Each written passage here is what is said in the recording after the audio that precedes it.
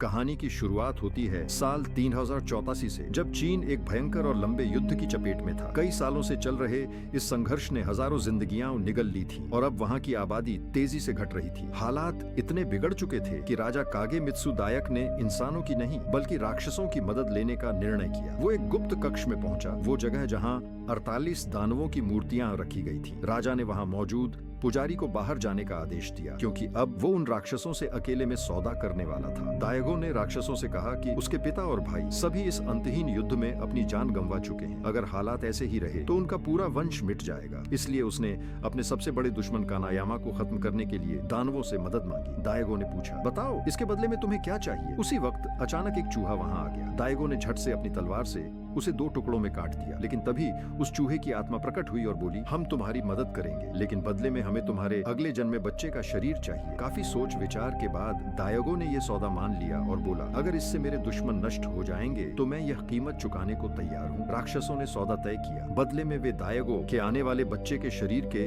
48 हिस्से अपने पास रखेंगे। दायगो ने हामी भरी और जैसे ही उसने वचन दिया, आसमान से बिजली गिरकर उसके माथे पर एक क्रॉस का निशान बना गई। उसी वक्त पंडित वहां वापस आ गया और जब उसे पता चला कि दायगो ने अपने ही बच्चे को राक्षसों को सौंप दिया है तो वह हैरान रह गया। लेकिन दायगो नहीं चाहता था कि ये राज किसी को पता चले, इसलिए उसने पंडित को हमेशा के लिए चुप करा दिया। 20 साल बाद कहानी एक नए मोड़ पर आती है। हम देखते हैं एक युवा लड़का जो एक छोटे से गांव में पहुंचता है। वहीं एक अनाथ लड़की रहती थी जो लड़के का भेष बनाकर अपना जीवन चला रही थी। बचपन में उसके माता पिता की मौत हो गई थी, इसलिए उसे छोटी मोटी चोरी करके ही पेट भरना पड़ता था। दूसरी ओर वो रहस्यमयी लड़का चेहरे पर नकाब पहने हुए किसी अनजान मिशन पर निकला था। वो रहस्यमयी लड़का अपने शिकार की तलाश में एक बार में दाखिल हुआ। उसी समय मंच पर मुखौटा पहने एक औरत डांस करने आई। जैसे ही लड़के की नजर उस पर पड़ी, वह उसकी ओर बढ़ने लगा। गार्ड्स ने उसे रोकने की कोशिश की, लेकिन उसने पलक झपकते ही सबको पछाड़ दिया। तभी एक तलवारबाज आगे आया और उस पर हमला कर दिया, मगर लड़के ने अपनी बाजू से वार रोक लिया और अगले ही पल उसकी बाजू कटकर अलग हो गई। लेकिन आश्चर्य तब हुआ जब उसकी जगह से एक तेज ब्लेड निकल आया। उस ब्लेड की मदद से उसने तलवारबाज को मात दी और मंच पर पहुंचा। फिर उसने अपनी ब्लेड से उस औरत का मुखौटा काट दिया और जैसे ही मुखौटा गिरा, सामने आई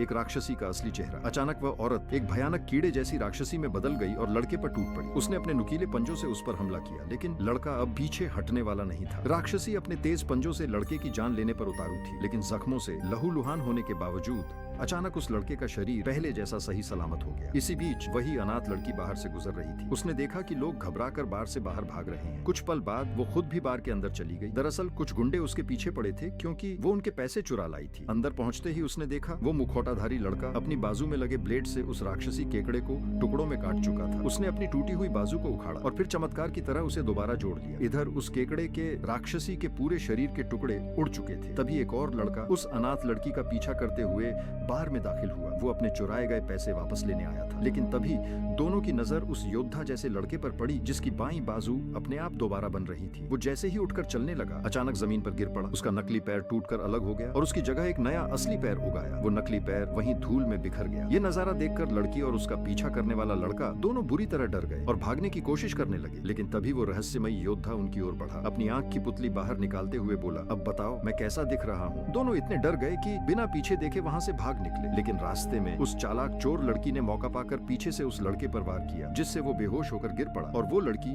अपनी जान बचाकर वहां से भाग गई। कुछ देर बाद वो एक बूढ़े व्यक्ति के पास पहुंची और उससे उस रहस्यमयी योद्धा के बारे में पूछने लगी। बूढ़े ने धीरे धीरे कहा, करीब 20 साल पहले एक जादूगर अपना जादू और शक्तिशाली बनाने के लिए नदी किनारे जड़ी बूटियां इकट्ठा कर रहा था। तभी उसकी नजर नदी में तैरते एक लकड़ी के बर्तन पर पड़ी। जब उसने बर्तन बाहर निकाला तो उसमें एक अजीब बच्चा था, जिसके हाथ पैर आंखें नाक कान लगभग सारे अंग गायब थे। फिर भी न जाने कैसे उस बच्चे की सांसें चल रही थी। जादूगर ने हैरान होकर उसे अपने घर ले जाकर किसी तरह जिंदा रखने का फैसला किया। फिर उस जादूगर ने उस बच्चे को जिंदा रखने का निश्चय किया, लेकिन सिर्फ जान बचाना काफी नहीं था। वो चाहता था कि बच्चे को नया शरीर मिले, इसलिए वह एक बर्बाद गांव में पहुंचा जहां युद्ध की वजह से हर तरफ लाशें बिखरी थी। वह वहां से कई मरे हुए लोगों के शरीर के हिस्से इकट्ठा करके ले आया। घर लौटकर उसने उन लाशों को पिघलाया और उनमें अपनी गुप्त जड़ी बूटियां मिला दी। कुछ देर में एक जादुई तरल पदार्थ तैयार हुआ जो किसी को नया जीवन देने की ताकत रखता था। फिर उस जादूगर ने बिजली की मदद से एक दिल बनाया और धीरे धीरे एक एक करके बच्चे के नए अंग तैयार किए और उन्हें उसके शरीर से जोड़ दिया। थोड़ी देर बाद वह बूढ़ा व्यक्ति जो यह कहानी सुना रहा था उस जादूगर के घर पहुंचा। वहां उसने उसे एक तलवार थमाई और कहा, यह तलवार उसी बच्चे के भाग्य को तय करेगी। उस तलवार का भविष्य में बड़ा महत्व होने वाला था, क्योंकि इसमें राक्षसों को खत्म करने की अद्भुत शक्ति छिपी थी। बूढ़े आदमी के जाने के बाद जादूगर ने बच्चे को बिजली का झटका दिया। इसी झटके के साथ बच्चा जीवित होकर खड़ा हो गया। तत्पश्चात जादूगर ने उसकी बाजुओं में ब्लेड लगाए। जैसे जैसे बच्चा बड़ा हुआ, जादूगर ने उसे मार्शल आर्ट्स की कठोर ट्रेनिंग देना शुरू की। उसकी दिमागी शक्ति इतनी प्रबल थी कि वो अंधा और बहरा होने के बावजूद एक शक्तिशाली और निडर योद्धा बन गया। कुछ साल बीत गए। एक दिन जादूगर बीमारी के कारण इस दुनिया से चला गया। मरने से पहले उसने लड़के से कहा कि शहर में आग फैला दो, क्योंकि अगर उसके जादुई तरीके दागों के हाथ लग गए तो वह अमर हो जाएगा और चारों तरफ भयंकर युद्ध फैल जाएगा, जिससे पूरी दुनिया तबाह हो जाएगी। जादूगर की मृत्यु के बाद लड़के ने घर में आग लगा दी। सारा शहर भस्म हो गया। लेकिन तभी उसने एक रहस्यमयी आवाज सुनी। उसने कहा कि 48 राक्षसों ने उसके शरीर के अंग चुरा लिए हैं। उस रहस्यमयी आवाज ने कहा कि अपने खोए हुए अंगों को वापस पाने के लिए लड़के को जादूगर की दी हुई ब्लेड से सभी 48 राक्षसों को मारना होगा। लेकिन चेतावनी भी थी, अगर वह अकेले निकलता है तो राक्षस एक एक करके उसके सामने प्रकट होंगे। योद्धा लड़के की पूरी कहानी सुनने के बाद अनाथ लड़की ने उसके मिशन में साथ देने का फैसला किया। उसने लड़के से पूछा, तुम्हारा नाम क्या है? योद्धा ने जवाब दिया, अगर तुम मेरा नाम जानना चाहती हो तो पहले मुझे तुम्हारा नाम बताना होगा। मासूमियत से लड़की ने कहा, मेरा तो कोई नाम नहीं है। योद्धा ने जवाब दिया, नाम मेरा भी नहीं है, लेकिन लोग मुझे हायाकी मारू के नाम से जानते हैं। लड़की ने मुस्कुराते हुए कहा, तो तुम मुझे डोरोरो बुला सकते हो। डोरोरो को हायाकी मारू के मिशन में शामिल होने से रोकने की कोशिश की गई, लेकिन वह जिद्दी थी। अंततः हायाकी मारू को उसकी जिद के आगे हार माननी पड़ी। कुछ समय बाद जब दोनों एक नदी के किनारे आराम कर रहे थे, अचानक एक विशाल राक्षसी बच्चा उनके सामने प्रकट हुआ। हायाकी मारू ने उसका पीछा करते हुए उन्हें एक तबाह हो चुके मंदिर तक ले गया। वहाँ उसने डोरोरो को बताया कि इस मंदिर में कई बच्चे मारे गए हैं और यह जगह भयानक रहस्यों से भरी हुई है। कुछ समय बाद डोरोरो ने थोड़ी देर सोने के बाद अजीब आवाजें सुनी। हायाकी मारू बाहर गया और देखा कि एक पति पत्नी मंदिर में बच्चों की आत्माओं के लिए चढ़ावा लाए थे, लेकिन सच सामने आया। कुछ साल पहले वह युद्ध के डर से अपने ही बच्चों को इस मंदिर में छोड़कर भाग गए थे। ये जानकर डोरोरो का गुस्सा उमड़ पड़ा। वह चिल्लाई, तुम लोग माफी के लायक भी नहीं हो।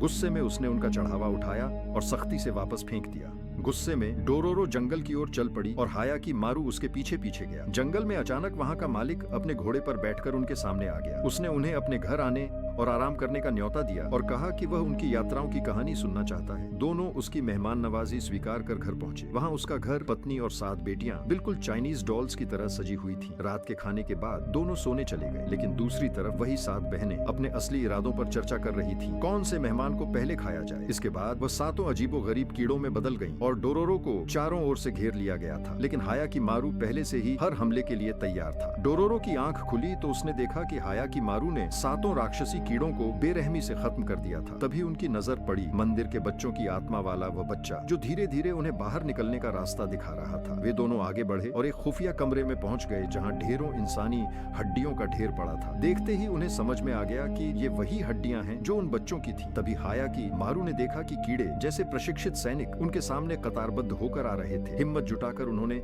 आगे बढ़ना शुरू किया। थोड़ी दूर चलने के बाद उन्हें एक सीढ़ी मिली, जिस पर चढ़कर वे ऊपर की ओर निकल गए। लेकिन उस पल हायाकी मारू को महसूस हुआ कि कहीं कुछ तो गड़बड़ है, कुछ ऐसा जो उसकी गहरी शंका को हवा दे रहा था। हायाकी मारू को अचानक एहसास हुआ कि उस आदमी की पत्नी वास्तव में एक राक्षसी है। वह पंडित का भेष धारण की उन अनाथ बच्चों को अपने पास ले आई थी, जिनके माता पिता युद्ध के डर से उन्हें छोड़कर जा चुके थे। राक्षसी ने इन बच्चों को मारकर अपने बच्चों के पेट को भरने के लिए उनका मांस इस्तेमाल किया था। जब उसे पता चला कि हायाकी मारू ने उसकी 7 बेटियों को मौत के घाट उतार दिया है, तो वह क्रोध में अपने पति को हुक्म देती है कि वह उन दोनों को खत्म कर दे। लेकिन उसी समय हायाकी मारू उनके कमरे में घुस आता है। वह जोर देकर कहता है कि वह आदमी अपनी राक्षसी पत्नी से दूर रहे, क्योंकि अगर वह उसे वश में कर लेती है तो उसकी आत्मा भी उसके नियंत्रण में आ जाएगी। इस बीच डोरोरो तुरंत पास के गांव की ओर दौड़ती है, ताकि वहां से मदद या कोई सुराग हासिल कर सके। डोरोरो गांव पहुंची और उसने गांव वालों को वह पंडित दिखाया जिसने अपने बच्चों को छोड़ दिया था। बच्चों के पीछे छोड़ जाने वाले पंडित का असली चेहरा सबके सामने आया। अब गांव वाले हथियार उठाकर डोरोरो के साथ राक्षसी का मुकाबला करने के लिए तैयार हो गए। उधर हायाकी मारू उस आदमी को रोक रहा था कि वह अपनी राक्षसी पत्नी का साथ न दे। तभी राक्षसी ने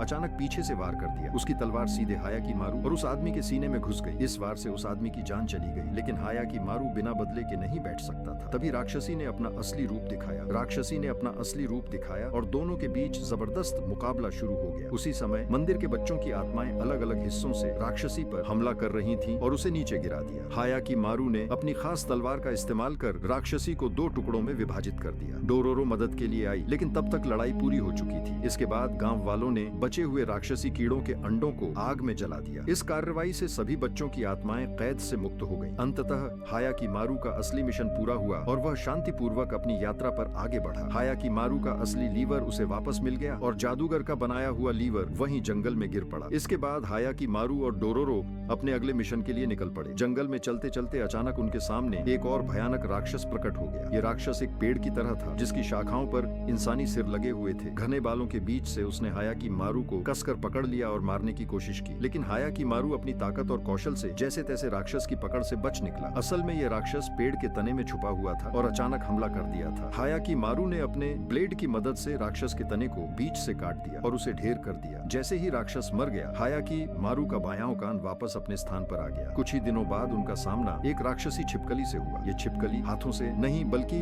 अपनी लंबी चिपचिपी जीभ से हमला करती थी। उसने अचानक हायाकीमारू को उठाकर पटक दिया और खुद उसके ऊपर छलांग लगा दी। डोरोरो ने हायाकीमारू को जैसे तैसे छुड़ाया, लेकिन छिपकली पीछे पीछे बनी रही। उसने हायाकीमारू को अपनी जीभ से पकड़कर इधर उधर घुमाना शुरू किया और उसे चबाने की कोशिश की। तभी डोरोरो ने तुरंत अपनी तलवार निकाली और छिपकली की आंख पर वार कर दिया, जिससे उसकी दृष्टि बंद हो गई और वह हायाकीमारू से अलग हो गई। हायाकीमारू सीधे जमीन पर गिरा, लेकिन जल्दी ही अपने संतुलन को संभालते हुए उसने अपनी तलवार से छिपकली की लंबी और घुमावदार जीभ काट डाली। फिर भी छिपकली उस पर लगातार हमला करती रही। बाहर से उसे मार पाना नामुमकिन था क्योंकि उसकी चमड़ी असाधारण रूप से मोटी और अटूट थी। तब हायाकीमारू ने साहसिक कदम उठाया। वह छिपकली के मुंह में घुसा और सीधे उसके पेट को अंदर से काटने का फैसला किया। उसने बिना देर किए वही किया और अंदर से छिपकली को चीर डाला। छिपकली वहीं भस्म हो गई। अंततः हायाकीमारू को अपना गला वापस मिल गया और उसने जिंदगी में पहली बार अपनी आवाज सुनी। इसके बाद हायाकीमारू और डोरोरो अपने अगले मिशन की ओर बढ़े, तैयार नई चुनौतियों का सामना करने के लिए। युद्ध शुरू हुआ एक राक्षस बाज के रूप में जो तेज और भयानक था। हायाकीमारू ने हवा में उसकी ओर झपट्टा मारा और दोनों के बीच जबरदस्त टकराव हुआ। बाज ने अपनी ताकत का इस्तेमाल करते हुए मारू को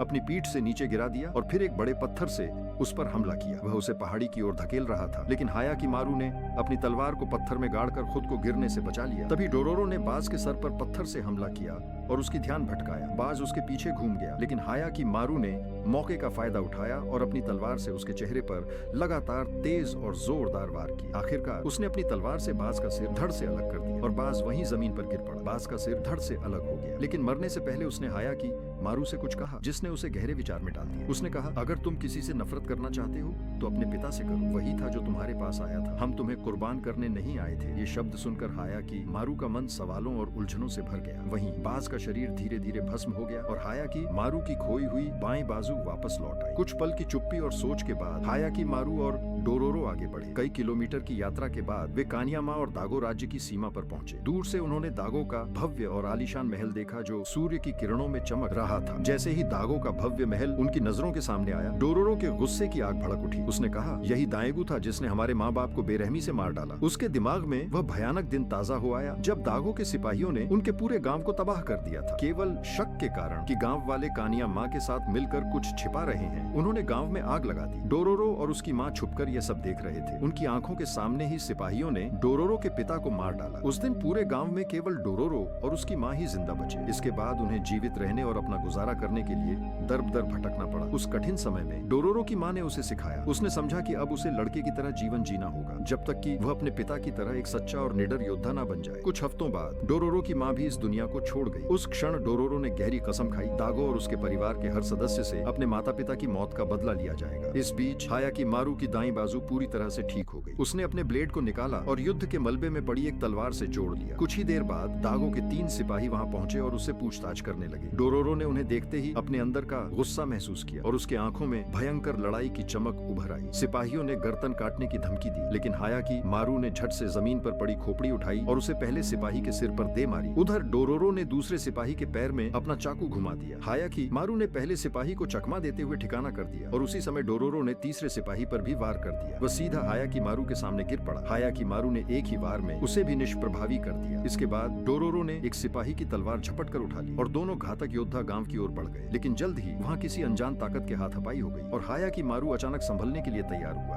दाइगल मार की नजर हाया की मार पर पड़ी। उसने उसे अपने भव्य महल में आने का न्योता दिया और अपनी फौज में शामिल होकर देश के लिए लड़ने का प्रस्ताव रखा। लेकिन हाया की मारू के असली मिशन से पहले उसकी माँ अचानक उनके सामने आ गई। हाया की मार को देखते ही उसने उसकी ओर इशारा करते हुए पूछा, ये गले में जो कपड़ा है ये कहाँ से आया? जैसे ही हाया की मार ने अपनी माँ के हाथ को छुआ, सब कुछ उसके सामने ताजा हो गया। वही दिन याद आया जब उसकी माँ ने उसे नदी में बहा दिया था। असल में दागो ने मजबूर किया था कि वह अपने ही बेटे को इस तरह फेंक दे। दागो के पास कोई दूसरा विकल्प न था, इसलिए उसने हाया की मारू को एक लकड़ी के बर्तन में डालकर नदी में बहा दिया। तभी हाया की मारू को सच का एहसास हुआ कि वही दाएगू था और उसे चौंकाने वाला दर्द महसूस हुआ। वो वहीं बेहोश हो गई। उसके छोटे बेटे ने अपनी मां को संभाला और सुरक्षित किया। इस अवसर का फायदा उठाते हुए हाया की मारू ने धीरे धीरे चेतना रिगेंड की और मौके का फायदा उठाकर बाहर निकल गई। कुछ ही देर बाद रानी ने दागो को बताया कि उनका पहला बेटा लौट आया है, लेकिन दागो को उस पर विश्वास नहीं हुआ। उसने तुनकते हुए कहा, रानी तुम पागल हो गई हो। बाद में दोरोरो और तभी एक जोरदार धमाका हुआ। ताहमार खुद हाया की मारू पर टूट पड़ा। उसका इरादा सिर्फ एक ही था, हाया की मारू की जान लेना। दोनों के बीच भयंकर हाथापाई शुरू हो गई, लेकिन हाया की मारू का मकसद केवल इतना था कि अपने भाई को किसी भी नुकसान से बचाए। ताहमार ने उसे मानने नहीं दिया और लड़ाई लगातार जारी रही। पीछे से अचानक एक तीसरा सिपाही हाया की मारू पर हमला करने आया, लेकिन हाया की मारू ने उसकी तलवार तोड़ दी और उसे ऊपर गिरा दिया। इसी बीच रानी वहां पहुंच गई और देखा कि तलवार का एक टुकड़ा उसके छोटे बेटे के गले को चीर गया था। असल में जब तीसरे सिपाही ने हमला किया, तीसरे सिपाही ने हाया की मारू को एक ही वार में बेहोश कर दिया। इसके तुरंत बाद दागो और हाया की मारू के बीच भयंकर युद्ध शुरू हो गया। दोनों ही अपने गुस्से और खून की प्यास में लिप्त थे। अंततः दागो बुरी तरह घायल हो गया और हार के करीब पहुंच गया। फिर भी उसने गर्व से कहा कि उसे अपने बेटे के शरीर को राक्षसों को बलि देने का कोई पछतावा नहीं है। ताहमार ने उस पर आखिरी वार किया, लेकिन हाया की मारू ने अपनी तलवार उसकी गर्दन पर रख दी। वहीं उसने दरों की ओर देखा और सोचा, अगर मैं अपने दिल से नफरत मिटा सकती हूँ तो क्यों ना इसे भी छोड़ दूं। वह एक कदम पीछे हट गया, लेकिन उसी समय ताहमार का शरीर अचानक हिलने लगा। उसी पल एक राक्षस फिर से हमला करने के लिए तैयार था। दागो ने वादा किया था कि अगर वह अपना शरीर राक्षस के हवाले करेगा तो उसका बेटा जिंदा हो जाएगा। हाया की मारू ने उसे रोकने की पूरी कोशिश की, लेकिन दागो ने अपने बेटे की जिंदगी के लिए सब कुछ सहन करने का फैसला कर लिया। जैसे ही उसने राक्षस की शर्त मान ली, एक वैश्य राक्षस अचानक आसमान से प्रकट हुआ। उसने दागो का सिर नोचकर खा लिया और उसकी जगह तुरंत एक नया सिर उभरा जो अब राक्षस के वश में था। उसी पल हाया की मारू फिर से जिंदा हो गया, लेकिन अब सामने खड़ा राक्षस पूरे देश को तबाह करने की ताकत रखता था। जैसे ही वह अपने घोड़े पर सवार हुआ, एक पल के लिए दागो की आत्मा उसके भीतर लौट आई और उसने हाया की मारू को आदेश दिया गया कि वह राक्षस को उसी पल समाप्त कर दे। हाया की मारू ने दागो के शरीर में मौजूद राक्षस को हराया। मरने से पहले दागो ने मरू को नया राजा बनने और देश की जिम्मेदारी संभालने की बात कही। साथ ही उसने दरों से कहा कि वह हाया की मारू का ख्याल रखे। कुछ ही पलों में पूरी फौज महल में पहुंच गई, लेकिन ताहूमार ने उन्हें रुकने का आदेश दिया। उसी समय हाया की मारू का असली दिल वापस आ गया। इसके बाद ताहूमार और हाया की मारू महल में लौट आए। ताहूमार ने अपने बड़े भाई से राजा बनने की गुजारिश की, क्योंकि अंदर ही अंदर वह इतनी बड़ी जिम्मेदारी अभी लेने के लिए वह तैयार नहीं था। लेकिन हाया की मारू ने उसे याद दिलाया कि उसे अभी भी राक्षसों से अपने शरीर के बाकी अंग हासिल करने हैं। जब तक वह अपना पूरा शरीर वापस नहीं पा लेता, तब तक कोई और जिम्मेदारी वह नहीं ले सकता। ताहूमारू ने कहा कि वह हाया की मारू का इंतजार करेगा, क्योंकि राजगद्दी का असली हकदार वही है। उसने हाया की मारू को अपने पिता की तलवार सौंप दी। इसके बाद हाया की मारू दोरोरो से मिलने गया, जो दोनों देशों की सीमा पर उसका इंतजार कर रही थी। हाया की मारू को देखते ही दोरोरो भावुक हो उठी और रोने लगी, क्योंकि उसने सोचा था कि शायद वह हमेशा के लिए खो गया है। दोरोरो को लगा कि वह शायद कभी लौटकर ही नहीं आएगा। उसने हाया की मारू की ओर बढ़कर उसे गले लगाने की कोशिश की, लेकिन अचानक उसने हाया की मारू के पेट में जोरदार लात मार दी और हंसते हुए कहा, चौकन्ना रहना, अब तेरा असली दिल वापस आ गया है। तलवार से इस्तेमाल करूंगा तो कोई मर जाएगा। सच तो ये था कि शायद अब दोरोरो भी धीरे धीरे हाया की मारू के लिए अपने मन में खास जगह बनाने लगी थी। वीडियो पसंद आए तो लाइक करना न भूलें और चैनल को सब्सक्राइब कर लें। मिलते हैं अगली वीडियो में।